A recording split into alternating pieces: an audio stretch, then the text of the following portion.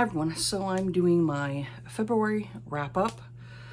So the first one I read this month was Save One Thing by Jay Wolf. Now this is a part of the Savage Academy. Savage Academy is basically a private school. It's still considered a high school, but you know, for people with money. So we have the characters of Luciana and Beckett. So there's a content warning for a virgin hero and heroine, 18-year-olds, you know, basically having sexual relations.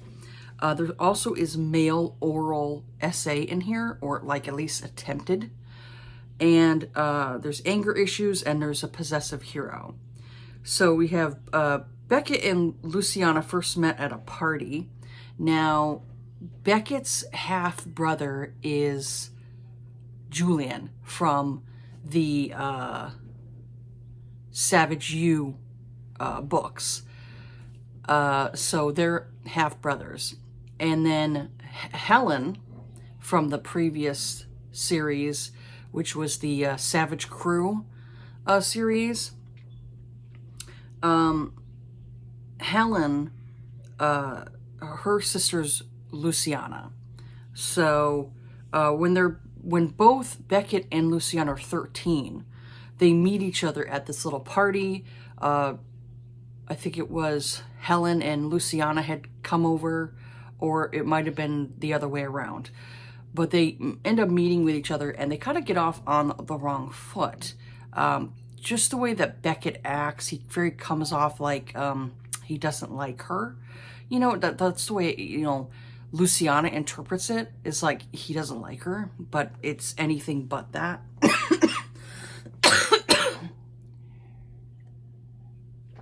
So how many years go by where they kind of like they're friendly with each other, they know each other. So now she's at Savage Academy, and Beckett makes it known to Luciana that he is interested in dating her. So they start out as friends. I have to edit that. They start out as friends, and then once Luciana gets, you know, Beckett to like open himself up more, they finally start to become like romantic with each other. So I said, I like this story, but there were things that bothered me. Said Beckett was too possessive. The way he came off was very too possessive. He very was like consumed with Luciana, and it's like, dude, get a hobby. You know, it's like he was very possessive of her. He came off as very desperate, and he had a lot of anger issues that he really needed to address with a therapist. I say he really had this all-consuming love for Luciana, and there were times I felt like he went overboard and he could have settled down a bit. There was this, there was a couple of incidences where I felt like Beckett was a little too, you know, with his anger and, you know, and with his like emotions, where he needed to control his emotions a little better. The one scene was, to us, the reader, we have no idea why he's having like this meltdown. And that's what I saw it as. It was like a meltdown. There was a scene where this chick obviously likes him, likes Beckett, and he's not interested in her at all. You clearly see how much he cannot stand her. Can't remember the girl's name, but he could not stand her. The revulsion that would come off of him, you know, you clearly could see it. And I really don't understand why this female was so desperate for his attention and for her to like try to ride his knob, because he clearly wasn't interested. And the fact that she had to keep kind of like trying to pursue him was, I would say, harassment. She was harassing him, like sexually harassing him. And there's this scene where he just turned 18, and now just turned 18. An 18-year-old, you know, just recently became an adult. You know, was before that was a minor. And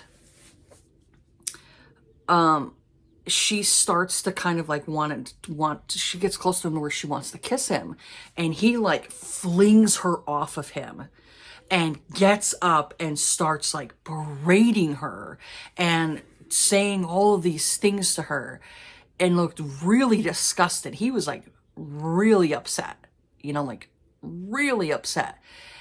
And to the point where Luciana had to take him into another room and like calm him down, you know, and then they start kissing and stuff. Come to find out, maybe like a couple years before that, so Beckett was probably like around maybe 15 or 16, he's at a party and he had too much to drink, which underage drinking I do not condone. Please don't do that if you're a teenager. Do not do that. So he obviously imbibed too much. He doesn't normally, you know, do that stuff, but he imbibed too much, and he was more or less kind of like almost passed out on this bed. The girl, the one that's desperate as fuck, comes into the room and attempts to orally stimulate him. And he's trying to push her away. And it's kind of like, you know, hard for him because of him being so like relaxed and kind of like, you know, intoxicated. So she attempts to do that, perform that on him, and his friend Reese comes in and kind of shoos her away. So she essentially tried to SA him, and that's the way I consider it. It's not just females. Males can become victims too. So, so that's why he reacted the way he did. He went and just completely went off on that because of what she attempted to do to him like a couple years before that, you know? So that was like, whoa, dude. You know, it was a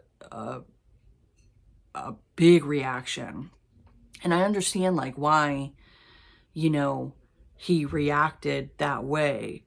But honestly, it's like, it was something he should have addressed with his parents, or at least the school people that at that time, you know, for the fact that she kept harassing him even after that incident. She kept sexually harassing him, you know? And the other thing I thought with Beckett, where I felt like he reacted like a little too angrily, and which caused his, you know, his anger issues to end up hurting, like Luciana ended up hurting her, was he was at this party and this other guy's like flirting with Luciana. So Beckett gets there and basically starts a brawl with the guy. Now, there was some foreshadowing in this that I felt was very predictable. Like earlier in the book, the author basically let it known that Luciana doesn't know how to swim. So I'm like, okay, is this going to play a part in the book, you know? Which it did. So while they're at the party and Beckett's fighting with this other guy, Luciana falls in the pool. And to the point where they pull her out and have to perform CPR on her. And he's having like this meltdown, and he ends up going to jail. I felt like Beckett was some form of like neurodivergent, you know, where he doesn't have like typical behavior. Like his behavior is more atypical, where he kind of flies off the handle too easily, you know, needs to learn to control his emotions a little bit better. Excuse me. Cause yeah, I definitely felt like he reacted a little too forcefully, and I was like, dude, you've got to learn to control yourself. So I felt like he was a little too possessive of Luciana, to the point of like, he needed to get a life, you know, he needed to get something outside of like her, you know. I felt like he was a little too consumed with her, and I was like, this can go really bad if you do not learn to control yourself, you know? And so I did like the book, but I did feel like he, as a character, was a little too much, you know? So the second book I ended up reading, this one I liked less. So we have these two wrongs by Jay Wolf. So we got the characters of Reese, Aster, and Delilah. So I said, content warning, the heroine has body dysmorphia. There's childhood domestic abuse, statutory rape, and autistic character. Now, Reese is I'd say a very unfeeling person. He controls his emotions, and he has to, you know, like control his emotions, because he's been dealing with physical abuse from the hands of his stepfather, and but he noticed like one of his classmates, Delilah, and so he's intrigued with her. He unfortunately sees her in an embarrassing situation and becomes friendly with her because of it. His sweet mate Charles, who is a disgusting, vile piece of shit, is interested in hooking up with Delilah's autistic twin sister. But Delilah, whom Charles calls the ugly twin because she's plus size, is very close with her sister and constantly is looking out for her. Charles offers Reese money, and Reese isn't interested in Delilah for the money. He wants the money for something else, and his stepfather is very strict with the money that his father left Reese's mother. But the stepfather basically controls the money. So Reese decides to take Charles' money. And so Delilah has a lot of body dysmorphia issues with herself, because she's curvy and plus size. Her family is wealthy but very unfeeling people. And her mother has let her know over the years that her body is probably why she doesn't get a lot of men looking at her. I said she has a crush on Ivan, a classmate of hers, but he unfortunately lets her know that he only sees her as a friend. So Reese witnesses this and starts to converse with her while they go to school. He hangs out with her on a school trip and basically is annoying when she sees him.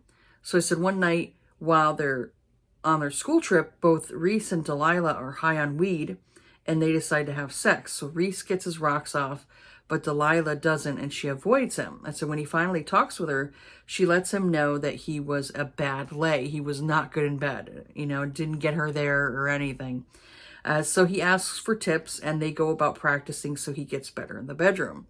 The things that made me sad about this book was the fact that they were lonely and broken people. They both had bad home lives. Reese with the abuse he deals with, and Delilah and her sister dealing with neglectful and unfeeling parents. I said also the older brother, Michael's a piece of shit, which I'll explain a little bit more about that.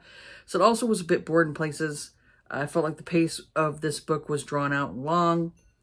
I said, of course, Reese lets the secret he's holding stay hidden way too long. And once Delilah finds out at the 60% mark, Reese has to crawl in order to get Delilah to forgive him. I said, I did enjoy seeing the sisterly bond in here, and one of the sisters being more high-functioning autistic or like neurodivergent. I said, I have two daughters, and they're close bond with each other. So the problems I'd say I had with this was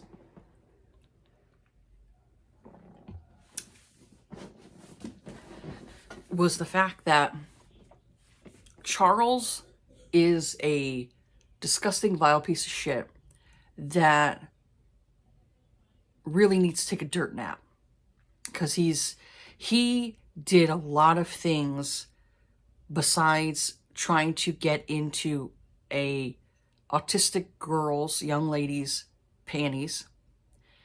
He also, like I said, statutory rape, because he was having sexual relations with the girls under the age of legal. He was basically a pump and dump kind of guy. And what really kind of frustrated me was not him, because, you know, he's a fucking predator. You know, he's a predator, which of course is a problem. But he gets dealt with. The problem I had was the fact that Reese knew about this and did nothing about it. I realize that he's trying to use the money for something good, something noble. But he's allowing Charles, and he pretty much was like, I don't think he's going to get anywhere with her. But still, why not just tell Delilah and her sister, hey, he's a douchebag, he's going to try to get in her panties. You know, do whatever you can to try to, like, avoid him, you know. The storyline could have been different because Charles could have done something to the sister to the point where she's too afraid to say something, you know? I had a friend that's no longer on this earth that had Down syndrome, and she got SA'd.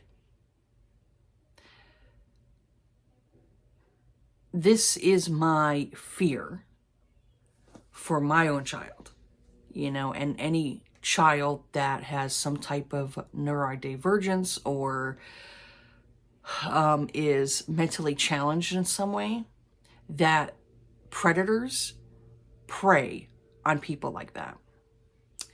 And I am a mama bear, and I don't know what I would do if that happened to my child. I don't know what I would do to that person who harms my child. So this one here was very emotional for me, and I really disliked Reese in certain situations where he was allowing this to continue. And even though Delilah's twin sister is very smart, you know, and knows how to handle boys and stuff like that, I still have that protective mama in me that I wanted to jump in the screen and snip and neuter pieces of shit like Charles. So this is why I really gave it the 3, because of how the story progressed.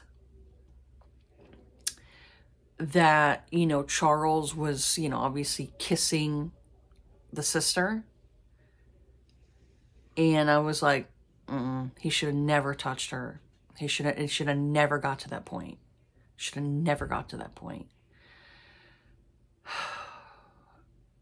You know, and also, like I said, he was sleeping with girls, like, because this is an academy, so it's basically a high school.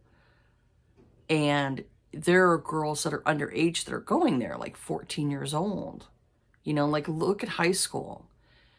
The freshmen that come into a high school are like 14. And the seniors are like 17, 18. So there has to be some type of, like, you have to have some kind of separation between the ones that are now adults versus the ones that are still barely teenagers.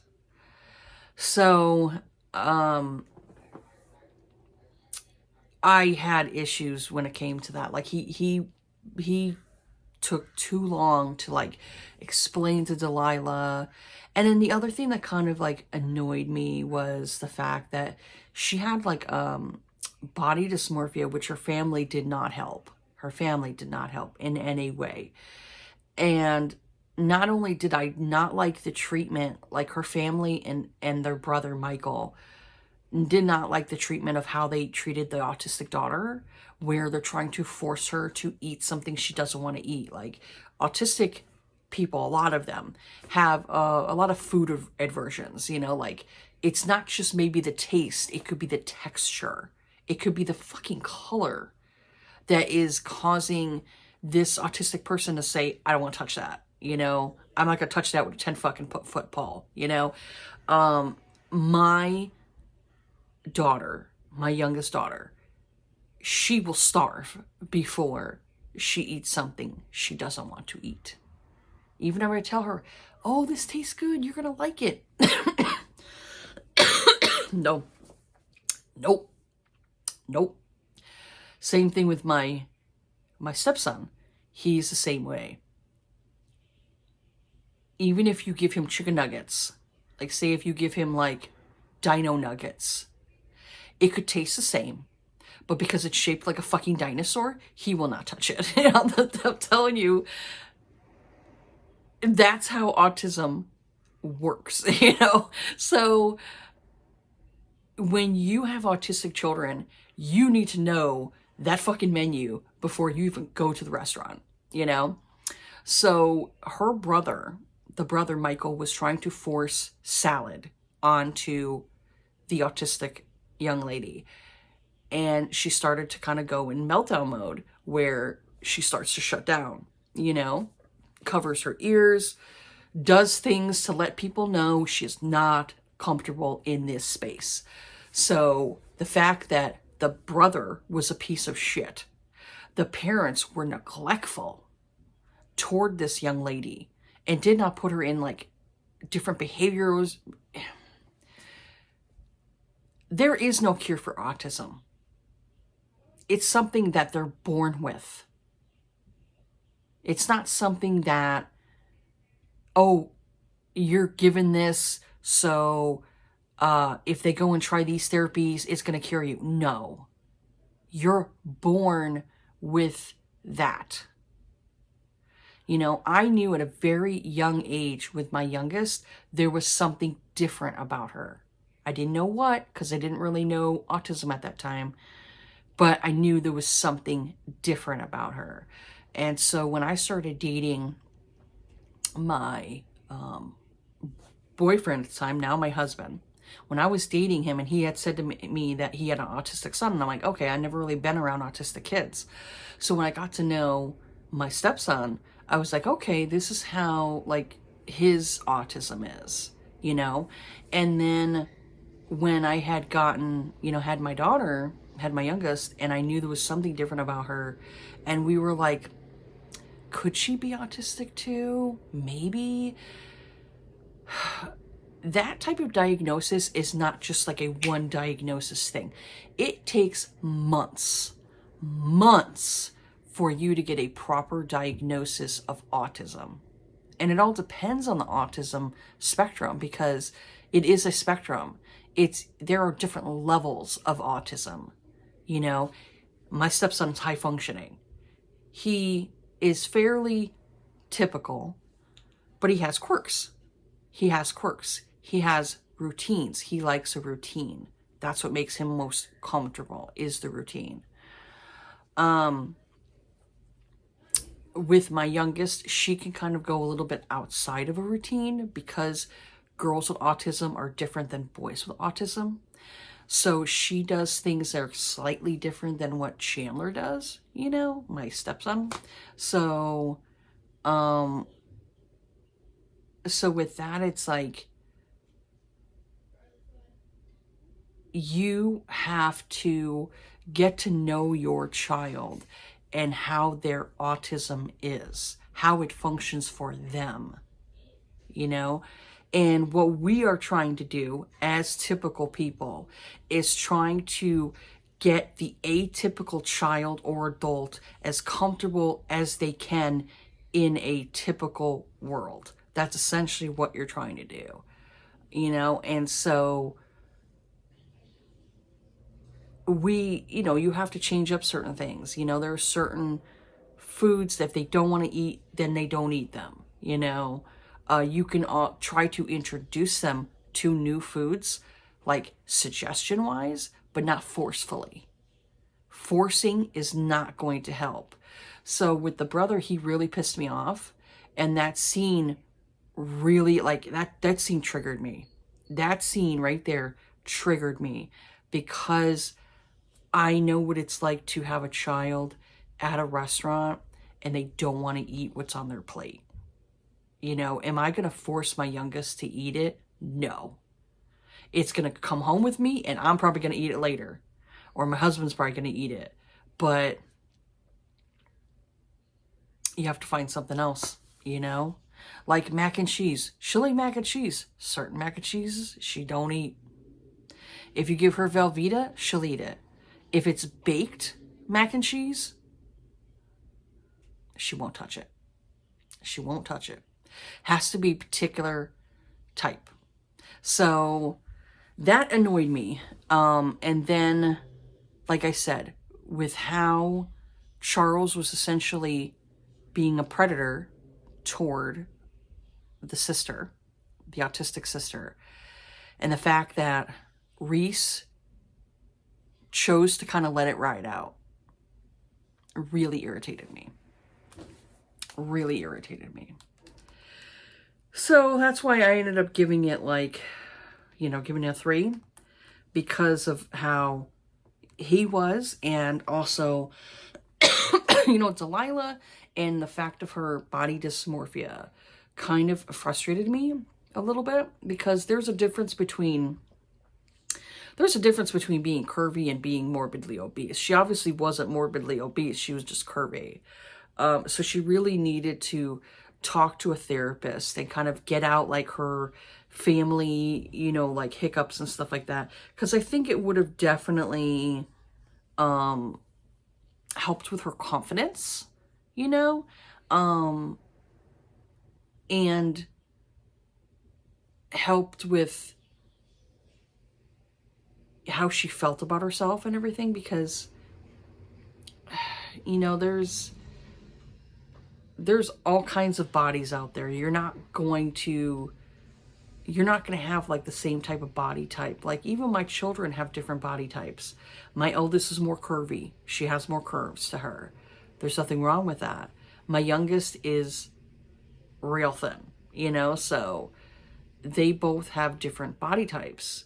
It's just how our genetics are and what's a more dominant gene, so that kind of really irritated me, and the fact that she needed more confidence in herself and to look at herself and, basically say to herself, I'm beautiful, and she needed to not like have that, type of, body dysmorphia, So yeah, it just really kind of saddened me reading it. And I was just like, girl, you're beautiful. Don't put yourself down.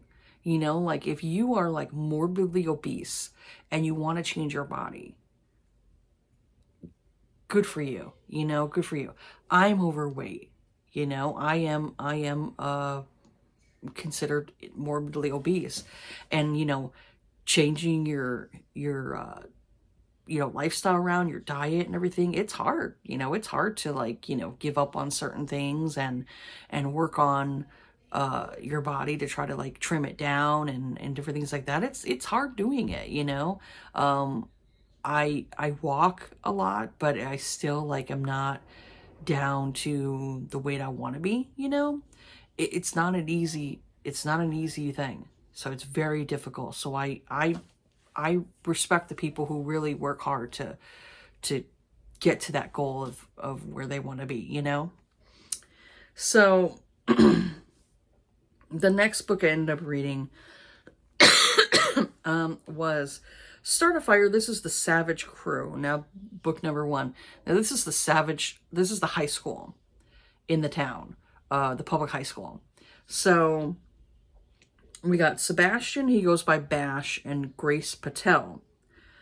Now, the content warning is there's dubious consent in here, there's bullying, there's talk of assisted self-deletion, and there's basically a form of like sexual coercion in here.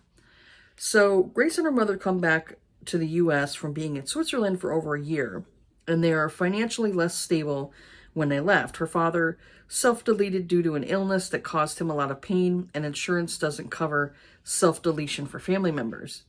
So they live in a lower income apartment, and Grace is trying to get through senior year with her mind intact, especially when she's deeply mourning her father. So Sebastian, Bash, and his jokester friend Gabe see Grace and decide to bully her, and Bash starts to become interested in her. So Bash has secrets that Grace doesn't know, and it is revealed more towards the end of the book.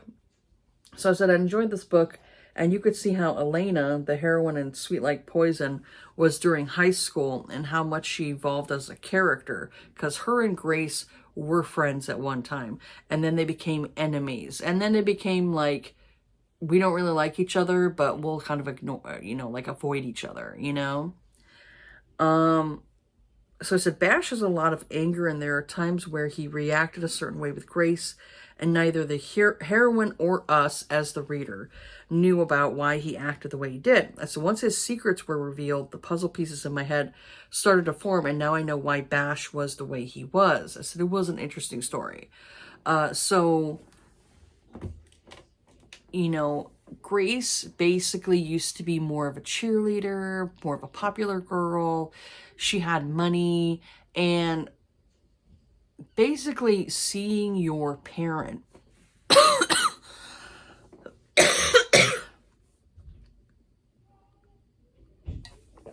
this cough needs to go.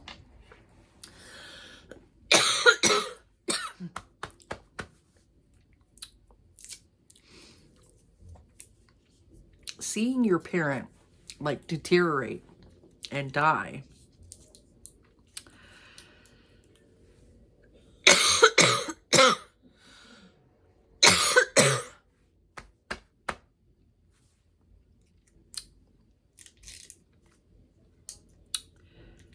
I tell you, you get very humbled when you see someone you love deteriorate from a disease and pass away. You get very humbled on life. As someone who I spent the last years of my grandmother's life with her, and my grandmother was probably more of a mother to me at that time than my own mother. And watching her slowly die, watching that cancer inside her body eat away at her, changes your perspective on life. You see your mortality in her eyes. And so the things that maybe matter to you at that time changes your whole perspective. Certain things don't matter anymore. So with Grace, you can see she changed as a person. When she lost her father, who she loved dearly, her mother, basically, I'd say was probably more of a stay-at-home mom at that time, because the father had like a good amount of money and stuff like that. And then obviously they had used the funds, the money that he had, to try and do obviously some kind of experimental surgeries or experimental treatments that cost a lot of money that were in Switzerland. So when her and her mother came back home, her mom obviously had to go back and like get a degree to try to like better herself, and so that way she could be independent, on her own. And so whatever money they had left, they had to use for like rent and paying for their health coverage and things like that. So she had to basically go from living in like a richy area to a more lower income home life, and learning to deal with less things, learning to live with less things. And so she was just trying to get through like school. And then also all of a sudden, like Bash comes in, and she doesn't like recognize him. She doesn't know who he is. And, Gabe comes in, and Gabe's like the jokester. Gabe's like the entertainment, value. So Bash has this like a hatred toward her, and she doesn't know why. So throughout the book, you could clearly see like he's trying to tell her something, but he doesn't say it. And he doesn't tell us as the audience, because there's really not much of, there's mainly her perspective, like her point of view. You know, he does have a bit of a point of view, but he doesn't say anything, you know? And it's not until toward the end that you're kind of like, okay, this is why he acted the way he did. And that, like I said, there is a dubious consent scene in here between him and her. And like I said, dubious consent is more of a, she is not fully consenting to it, but she's also not saying no, you know? So those types of things I only accept in fiction because I do not accept them in real life. You know, real life, it's like, no, you need to have clear boundaries, clear consent in place before you decide to do something that she's not going to feel comfortable with. So, so there was that. So it was good. I liked the book. There were, like I said, a few things that I wasn't really a fan of when it came to Bash, but when it got to the end, I was like, okay, now I understand why he did what he did. You know, I did enjoy the book. I really did enjoy the book. But yeah, there was a few hiccups I had when it came to him as a character.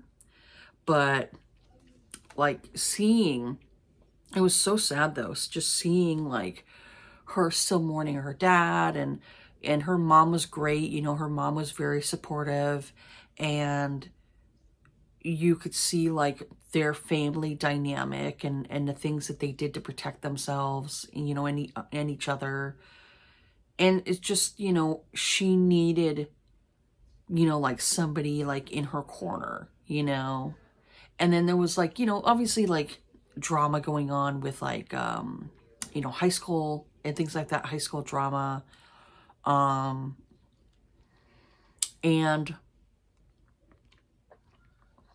you know, it's like seeing, like I said, seeing Elena, and also like the guy Elena was dating, you could see how much of a douchebag that guy was, you know? So basically what happened to him in Sweet Like Poison, yeah, I can, you know, I'm like, yeah, that dude deserved it. He deserved what he got. So, yeah, I did like that one. So the next one I ended up reading, and this one I liked less because there was a lot of things in here that I had issues with. I took issues with. So we've got Through the Ashes. This is a Savage Crew #2 by Julia Wolf. So we got Asher Beck and Rebecca Lim. So she goes by Bex. So the content warning is there's a virgin heroine. The hero, without consent, takes nude photos of heroine after sexual encounter. So it's basically what I call like revenge porn. Talk of drug addiction, character smoking marijuana, sort of cheating, you know, sadomasochism, and there's attempted sexual assault in here. We got murder and non-acceptance of homosexual child. So Bex Lim is a shy, nerdy girl with glasses, and one night she decides to go to a party she was invited to from her friend Cassie. There she meets Asher Beck.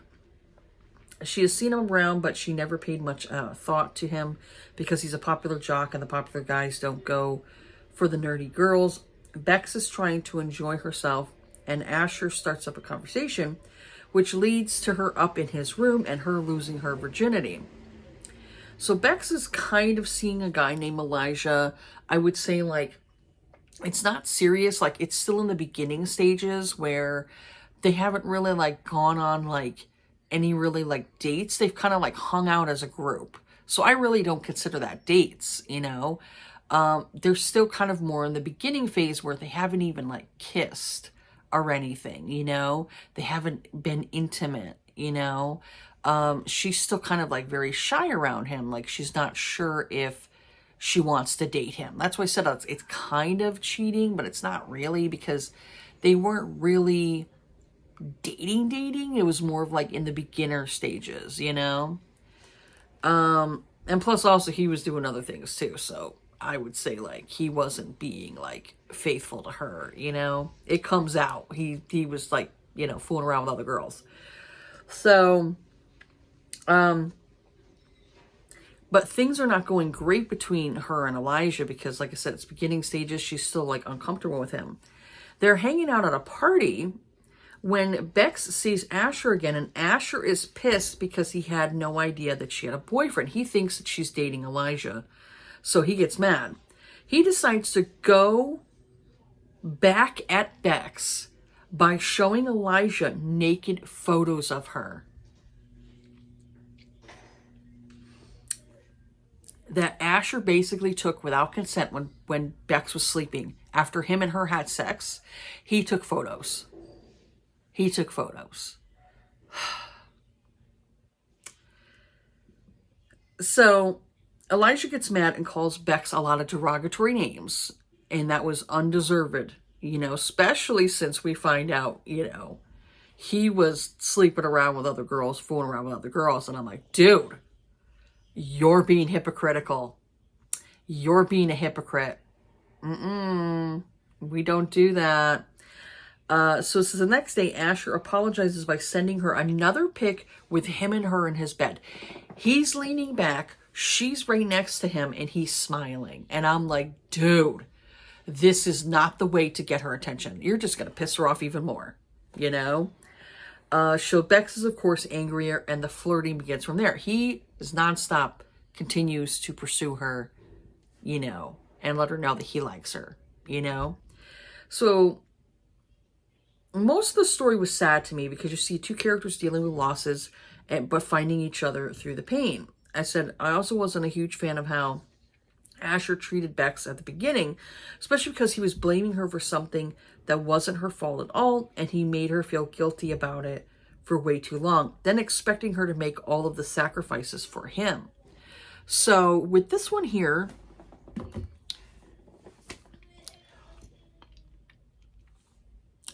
there are some characters that are gay in here.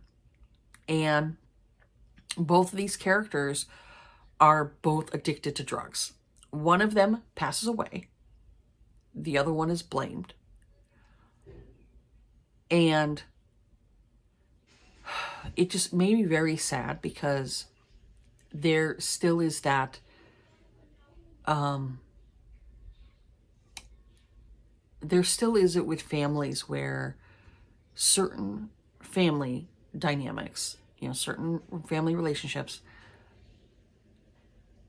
they still do not accept their children if they are gay. And that to me is very sad. And that's essentially what happened with these, lost souls. That's what I call them, lost souls, because they chose to go to addiction and do drugs, and it caused a lot of issues for them.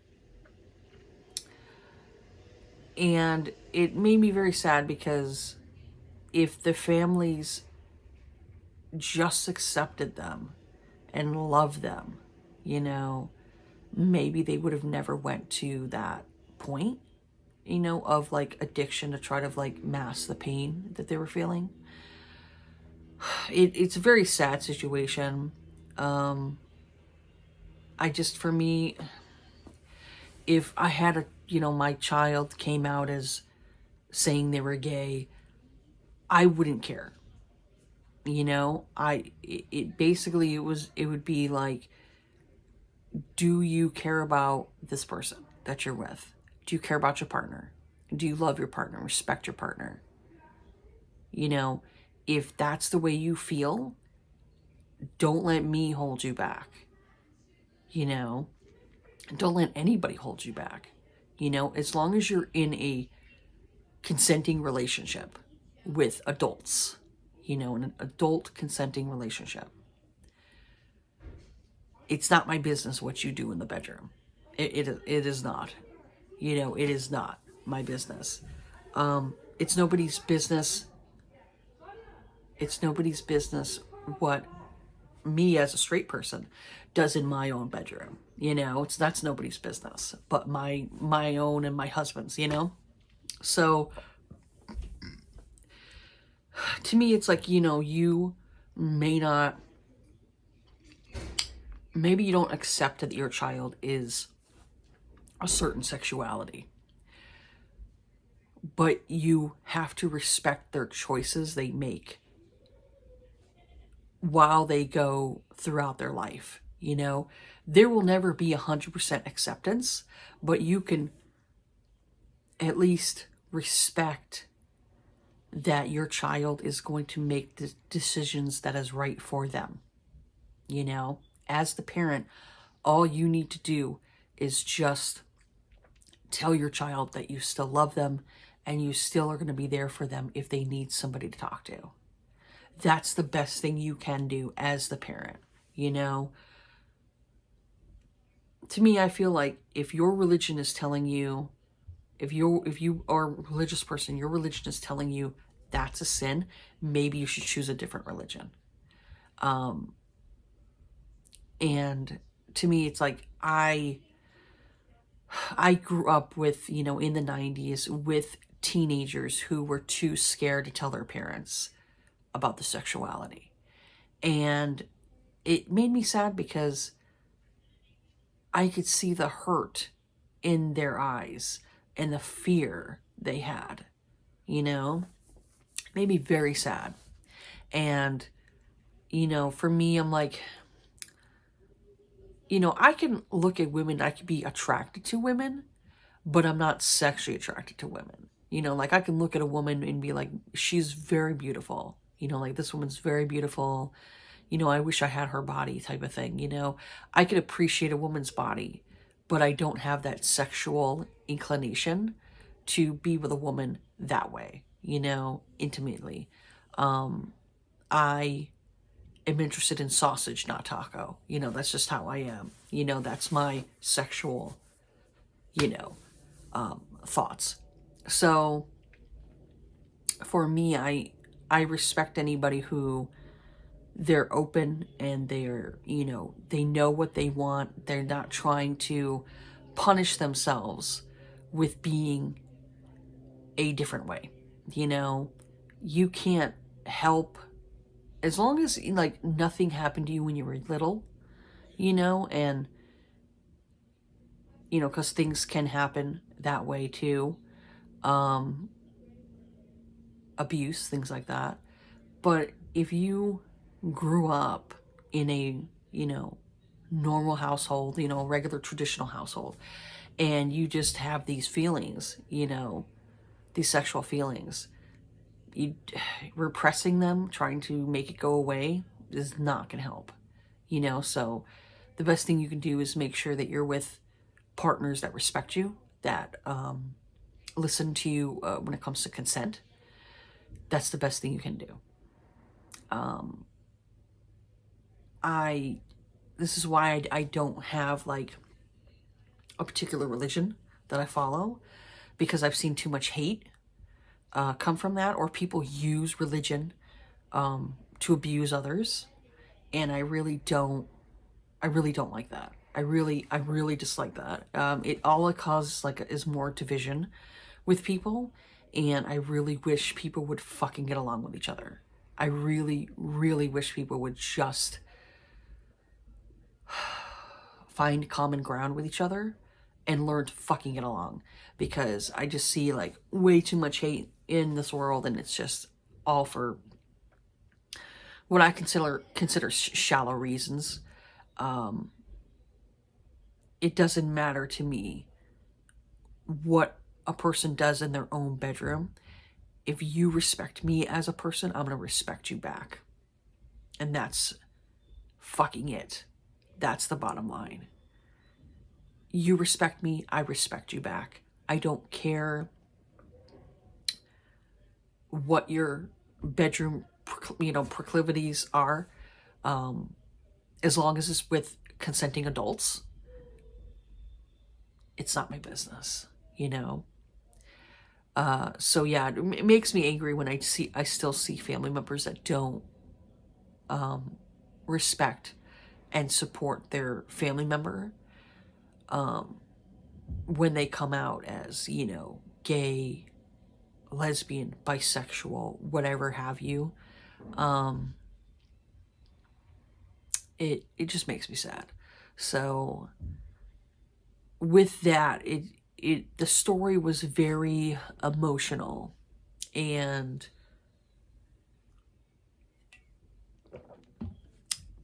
that kind of like overshadowed the romance between Bex and Asher. So it just, I felt like if the story was a little bit different, then their relationship would have been different, between them two. That's how I feel. Is like, I think their relationship could have been a little bit different. She was basically taking like being more of a masochist, where Asher was more of a sadist. That's kind of like I felt like he was trying to take out his anger and his frustration on her, and it was not at all her fault, So, and then also like the fact that he didn't really like apologize for taking photos of her, like without her consent. I'm like, that's like considered revenge porn. And it ended up going around like on Snapchat and stuff like that. And I'm just like, why did this need to be a thing? Why? That frustrated me. So the next book I ended up reading was Burn It Down. This is The Savage Crew number 3 by Julia Wolf. So we got the characters of Penelope Shade. She goes by Pen. And Gabriel Fuller, and he goes by Gabe. So the content warning is there's attempted sexual assault by a teacher in here. We've got attempted sexual assault by another character. We've got blackmail going on. Death of a family member. And also Gabe has ADHD. He is like all over the place, ADHD. So Penelope and Gabriel first met when they were 14 during summer break. She expected them to start dating, but goes to his home because he was supposed to meet her. And there she meets Tristan and his friends, who they try to sexually assault her. But Helen, who lives in the trailer park area, she's also Gabriel's friend, saves her. So Gabe sees her at school and basically tells her that he doesn't like her and to move on. A few years later, Gabriel needs a tutor, and the guy who is tutoring him is a butthole. I said he's also Penelope's ex-boyfriend. So Gabriel convinces Penelope to tutor him instead. I said this was more of a slow burn because Penelope was burned by Gabriel before, and he had to prove himself for her. I said I did like this, but I also saw some flaws in the story that I wasn't a huge fan of, and also predictable foreshadowing. So the predictable foreshadowing for me was she was talking about her one teacher and how she felt very uncomfortable, and she would like kind of break out in a cold sweat and just really didn't want to be near him. That let me know there's something going on with this teacher that we don't know about as the reader yet. But that was that foreshadowing that really told me, okay, did he attempt to do something to her? He's the authority figure. He's the adult.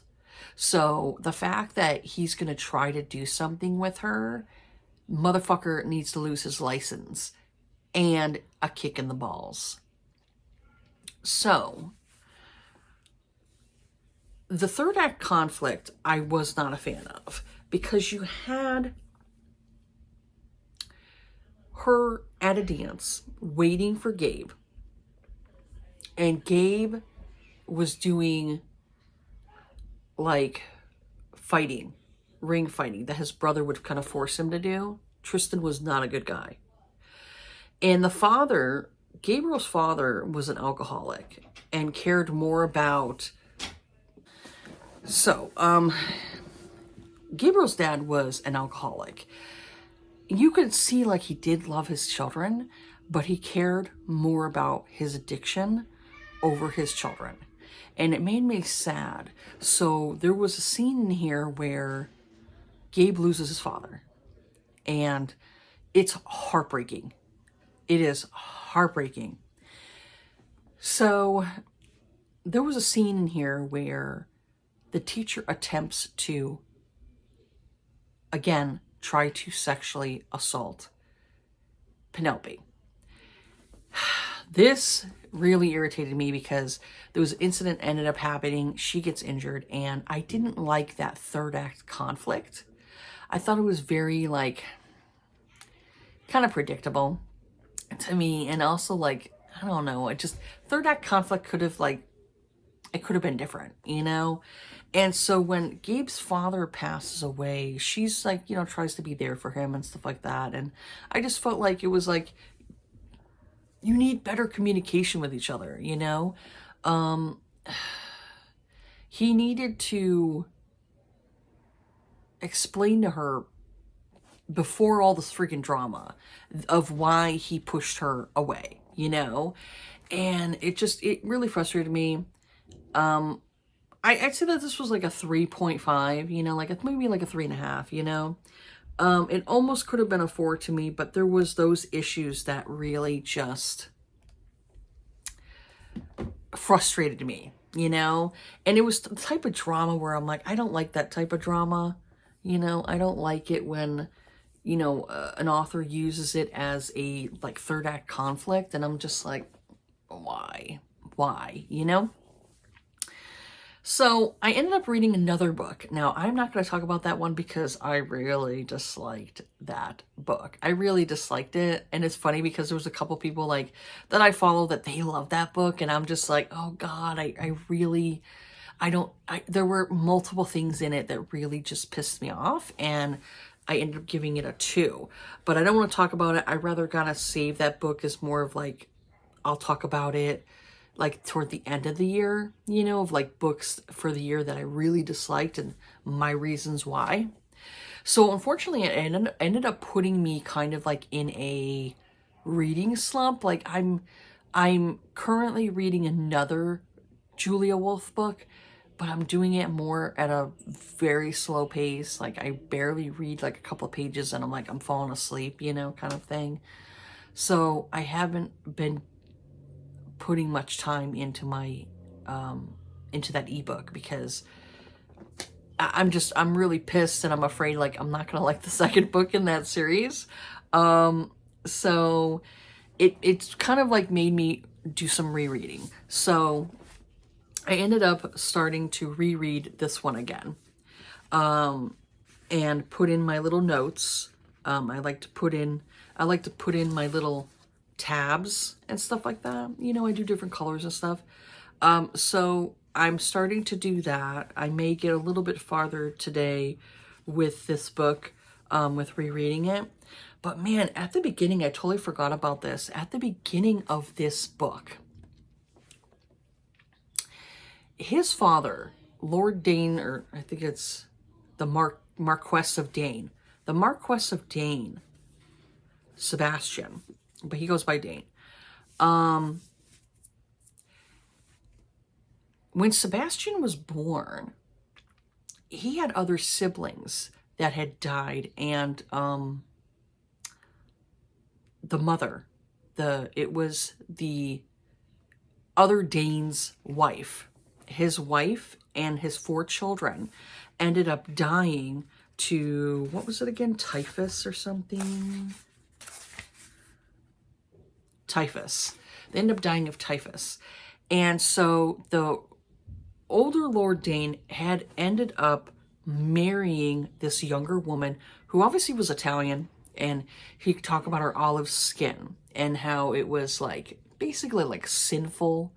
And I'm just like, okay, Mr. Pasty White Man, you know? No. So she was Italian, and the son was born obviously with more her complexion. So he's obviously more olive skin, which I'm like, I actually like guys, like Italian men in their coloring. Oh my God, you know, they're hot. A lot of Italian men are good looking men. Or even like Latin men. There are some good looking Latin men. So he was basically like shitting on his like hellion wife, you know, and she went and left his ass for another person. And I'm just like, good for you, girl. So poor Dane, unfortunately, was left behind with his father. And I'm like, that's sad because he didn't treat his son very nice. And it made it like sound like, oh, his child was born with like this beak nose. And I'm like, how sad of poor Dane. Let me see if I can find it. Like, the kid was like, he'd go and he'd kick and bite and he'd do like, you know, bad things. But the father didn't treat him very well, you know? Like, he says about,